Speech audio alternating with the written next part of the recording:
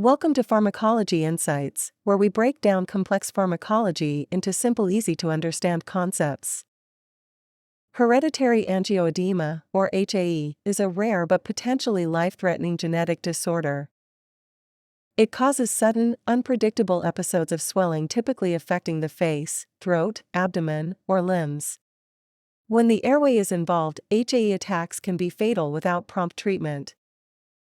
In June 2025, the U.S. Food and Drug Administration approved Garadacimab, marketed as Andembry, as a once-monthly subcutaneous injection for the treatment of hereditary angioedema in adults and adolescents aged 12 years and older.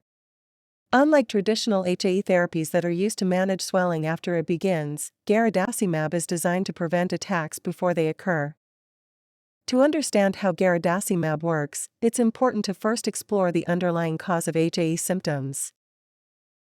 Most cases, especially types 1 and 2 HAE, stem from deficiency or dysfunction of C1 inhibitor, a natural regulator of the kallikrein-kinin system.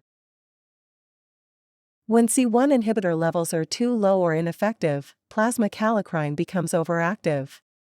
This leads to overproduction of bradykinin, a potent molecule that increases blood vessel permeability. The result?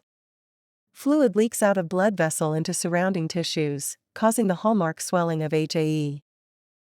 At the top of this biochemical cascade is Factor XII, also known as the Hageman factor. When activated, Factor XII triggers the kallikrein-kinin pathway by converting prekallikrein to kallikrein. Kallikrein then cleaves high molecular weight kininogen to release bradykinin.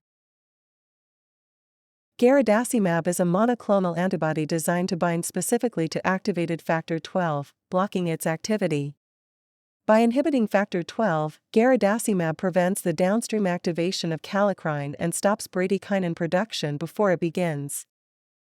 No bradykinin means no swelling. This upstream inhibition offers a preventive approach, stopping HAE attacks at their source. In clinical trials, Garadacimab significantly reduced the frequency and severity of HAE attacks. Notably, 62% of patients experienced no attacks at all during the treatment period. On average, Garadacimab achieved a greater than 99% reduction in attack frequency, with a least squares mean reduction of 89% compared to placebo.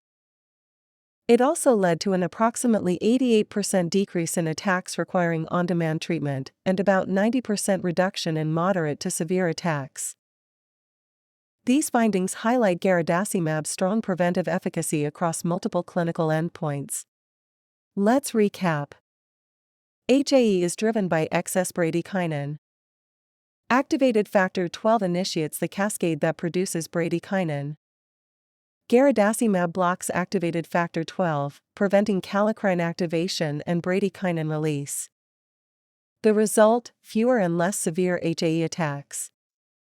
By targeting the root of the cascade, Garadacimab represents a promising new approach to long-term prevention in hereditary angioedema. And that's it for today's pharmacology video. If you enjoyed this video, please give it a thumbs up and subscribe to the channel for more pharmacology content.